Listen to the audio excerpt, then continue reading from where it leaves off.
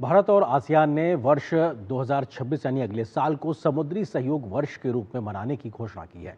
Kuala Lumpur में संपन्न Bharat ASEAN शिखर सम्मेलन में वर्चुअल रूप से भाग लेते हुए आज प्रधानमंत्री नरेंद्र मोदी ने इस बात की खुद घोषणा की है। इसके अलावा अनिश्चितताओं से भरी दुनिया में भारत और आसियान के बीच कैसे तमाम क्षेत्रों में सहयोग को आगे बढ़ाया जा सकता है, इस पर भी बात प्रधानमंत्री ने विस्तार से रखी है। प्रधानमंत्री नरेंद्र मोदी ने कुआलालंपुर में आयोजित 47वें आसियान शिखर सम्मेलन के तहत हुए 22वें भारत आसियान सम्मेलन को वर्चुअल माध्यम से संबोधित किया।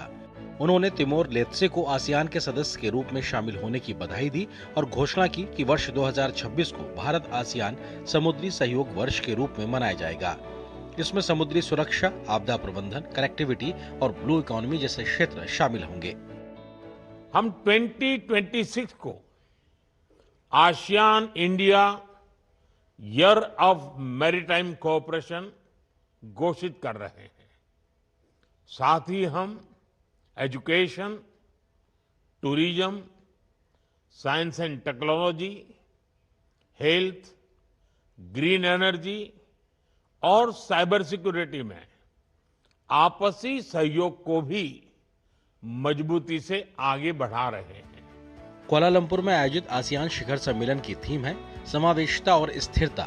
प्रधानमंत्री मोदी ने अपने वर्चुअल संबोधन में कहा कि भारत हिंद प्रशांत में आसियान की केंद्रीय भूमिका का समर्थन करता है।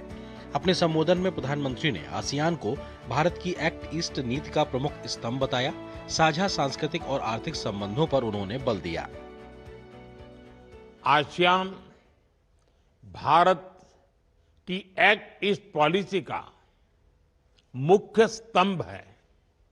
भारत सदैव आसियान सेंट्रलिटी और इंडो पैसिफिक पर आसियान के आउटलुक का पूर्ण समर्थन करता रहा है।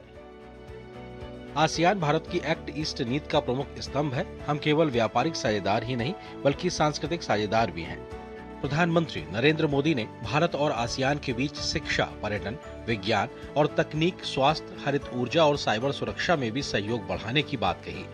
उन्होंने साझा सांस्कृतिक विरासत को संजोने और जनता के बीच संबंधों को मजबूत करने के लिए मिलकर काम करने पर जोर दिया।